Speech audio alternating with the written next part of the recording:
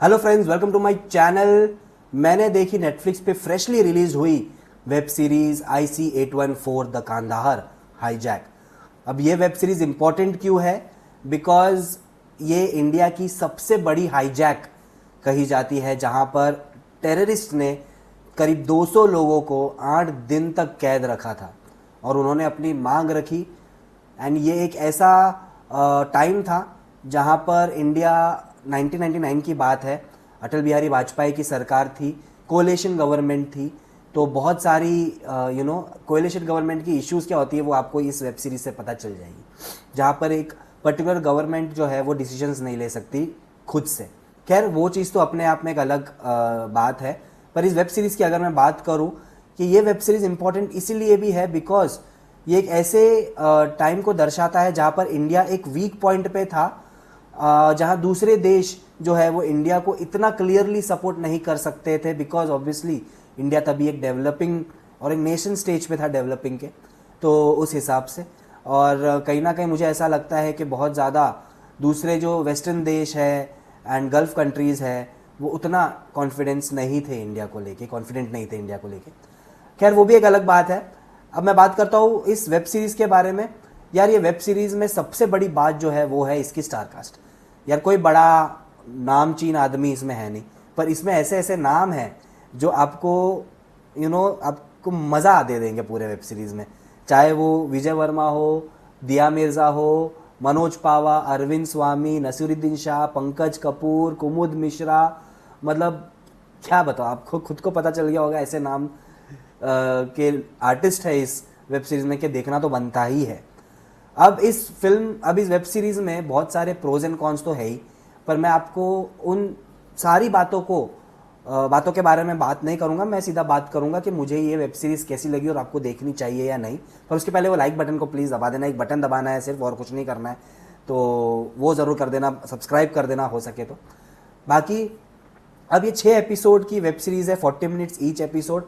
शुरू के 2 एपिसोड काफ़ी इंटरेस्टिंग है, मुझे अच्छे लगे। एस्टैब्लिशमेंट्स अच्छे हैं, हर कैरेक्टर को सही तरीके से बताया है, डायलॉग्स बहुत सही बताया है, किस तरीके से हाईजैक हुआ सब कुछ बताया। एंड इंटेल की गलती क्या हुई वो भी इसमें बताई गई। एंड अब कितना सही है कितना नहीं इस पर तो मैं कमेंट नहीं कर सकता हूँ, बट मैं इतना ही बता सकता हूँ कि एज अ फीचर प्रेजेंटेशन इसमें लिबर्टीज़ तो ऑब्वियसली ली होगी, पर लेकिन ऐसी थोड़ी बहुत लिबर्टीज़ हो जो उन्होंने ली है ना, जो मुझे ऐसा लगता है नहीं लेनी चाहिए थी। उसके बारे में मैं आगे बात करता हूँ। अभी मैं बात करता हूँ कि इस फिल्म का प्लॉट जो है हाईजैक पे है। हमने बहुत सारे हाईजैक वाली फिल्में देखी है, पर ये अलग है बिकॉज ये 8 दिन तक चली है। और 8 दिन तक ऐसे चली है कि मैं आपको क्या बताऊँ, मतलब आप सोच भी सकते हो 8 दिन तक आप एक टेररिस्ट के साथ में एक फ्लाइट पे हो जो आपको क्रूएल्टी से आपके साथ बिहेव कर रहा हो, तो आप सोच सकते हो कि क्या हालत होगी किसी इंसान की, क्या ट्रॉमा होगा उस इंसान का। पर ये फिल्म, ये वेब सीरीज जो है ये थोड़ी अलग है बिकॉज यहाँ पर मुझे ऐसा लगता है कि जो टेररिस्ट है ना उसको बहुत ज़्यादा सॉफ्ट बताया गया है।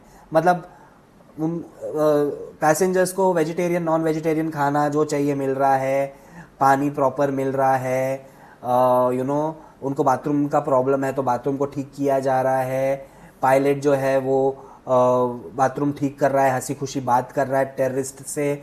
अब ये लिबर्टी है किस तरीके से मेकर ने ली है मुझे पता नहीं है, पर आई फील के चाहे रियल इंसिडेंट में भी अगर टेररिस्ट जो है वो अगर सॉफ्ट हो, फिल्म में इस चीज को नहीं बताना चाहिए। क्योंकि यार वो टेररिस्ट है, आतंकवादी है, जिन्होंने एक मकसद से लोगों को घेरा हुआ है, उनमें से एक की जान भी ली है। तो आप उनको कैसे सॉफ्ट स्पोकन प्यार से, वो एयर होस्टेस का ध्यान रख रहा है, उसको उल्टी हो रही है तो पानी दे रहा है, मतलब कैसे आप बता सकते हो मुझे पता नहीं।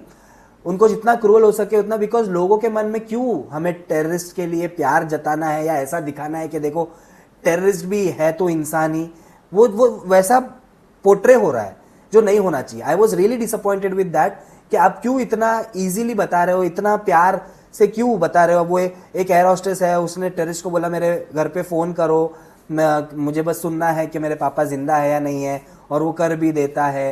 क्यों मतलब वहाँ पर यूएई, ये तो रियल इंसिडेंट ही है जहाँ पर यूएई ने कहा कि आप औरतों को और बच्चों को निकालो, और वो निकाल देते हैं ऑब्वियसली बिकॉज यूएई है, तो वो एक पावरफुल एक्ट दिखता है। पर लेकिन एक इंसान जिसको आपने बंद करके रखा हुआ है उसकी बात आप मान रहे हो, इतने प्यार से बात मान रहे हो, आई डोंट अंडरस्टैंड। हो सकता है 7-8 दिन में आपका एक भाईचारा बन जाता होगा, या आप शायद एक वो बॉन्ड कहीं से उस आतंकवादी के साथ आपका बना होगा, यूज टू हो गए होंगे, आप पता चल गया होगा वो इंसान कैसा है क्या है, आपको शायद हो सकता है पता चल गया हो, बट लेकिन वो एक फिल्म में दिखाने की ज़रूरत नहीं है, एक वेब सीरीज़ में वो चीज़ दिखाने की ज़रूरत नहीं है। आपने दिखाया वो टेररिस्ट है, उसने 2 आदमियों को जान से मारने की कोशिश की, एक को मार भी दिया, वो मेरे लिए ऐसा है कि टेररिस्ट ऐसे ही होते हैं, तो वो चीज़ फिर भी ठीक है। पर लेकिन ऐसा आप बताओ कि वो एकदम ऐसे सॉफ्ट है, वो मेरे को थोड़ा कम पचता है। For an entertainment point of view ठीक है, आप लिबर्टी लो, नो प्रॉब्लम, बट लेकिन यार आतंकवादियों को इस तरीके से तो ना ही देखा जाए तो बेटर है। चाहे वो कोई भी हो, मैं इसमें कोई भी कौम का हो, मैं उसकी बात ही नहीं कर रहा हूँ। एक दहशतगर्दी इंसान है तो उसको दहशतगर्दी के हिसाब से ही दिखाना चाहिए, नथिंग एल्स। तो वो एक चीज़ है जो मुझे बिल्कुल भी नहीं पसंद है, और इसके लिए तो मैं पूरा 1 मार्क काटने वाला हूँ इस फिल्म के लिए। But otherwise this film is a very good watch. जिस तरीके से पॉलिटिक्स, ब्यूरोक्रेसी एंड किस तरीके से ये सब चलते हैं, अब उस टाइम पे कोalition गवर्नमेंट थी तो उनकी क्या मजबूरी थी, क्यों वो ढीले थे, क्यों मतलब ऐसे ऐसे सिचुएशंस बताए जहाँ पर रियल इंसिडेंट को भी उन्होंने बताया, एक तरीके से डॉक्यू ड्रामा आपको लगेगा। तो वो गवर्नमेंट क्या बात कर रही है, क्या हो रहा है कश्मीर में, क्या हुआ, हर एक चीज़ इतने अच्छे तरीके से बताई है कि आपको क्लियरली समझ में आता है इस फिल्म का स्क्रीन प्ले कैसा है, और बहुत प्यारा है ऑनेस्टली। मतलब I loved it. It was not 100% but I think 80% इस फिल्म ने मुझे एज ऑफ द सीट रखा और मुझे मज़ा आया। एक आध एपिसोड थोड़े ढीले लगे मुझे, but otherwise it was worth a watch. I enjoyed it, मुझे मज़ा आया, and I would definitely recommend कि इस वीकेंड आपके पास कोई फिल्म तो है नहीं रिलीज को, स्त्री होपफुली आपने देख ली हो, तो आप इसको ज़रूर देखें। मैंने तो 6 घंटे में देख डाली ये वेब सीरीज़ में, इतना ग्लूड हो गया था। तो I feel it's a very good watch. Abhinav Sinha ने इस को बहुत सही तरीके से डायरेक्ट किया है, एंड उनकी पुरानी पहली फिल्में भी काफ़ी बढ़िया थी, जैसे थप्पड़ हो गया, आर्टिकल 15 हो गया, अफवाह पिछले साल उनकी आई थी, वो भी बहुत इंटरेस्टिंग फिल्म थी, वो भी आप देखना अगर नहीं देखा हो आपने तो he has made a very good film, very good web series. तो आई वुड डेफिनेटली रिकमेंड, मेरी तरफ से इसको 3.5 स्टार मिलेंगे। जैसे मैंने कहा 1 स्टार तो मैंने क्लियरली उस एक प्रेजेंटेशन को के लिए काटा, बिकॉज मेरे हिसाब से आई डोंट फील कि उस तरीके से वो पोर्ट्रे होना चाहिए। बाकी आधा स्टार मैं काटूंगा only because of the thrilling factor, जो मेरे लिए थोड़ा सा टुवर्ड्स द एंड कम, बहुत ही अब्रप्टली एंड हुआ, तो वो था। बाकी आई वुड डेफिनेटली रिकमेंड, आप फिर भी इसको देखिए। ये आपको शायद रेलवे मैन तो नहीं, पर एटलीस्ट थोड़ा उससे नीचे तो आपको वो इंटरेस्ट तो आपको अंदर पैदा कर ही देगा। बाकी लाइक कमेंट सब्सक्राइब जो हो सकता है। Till then in my next video.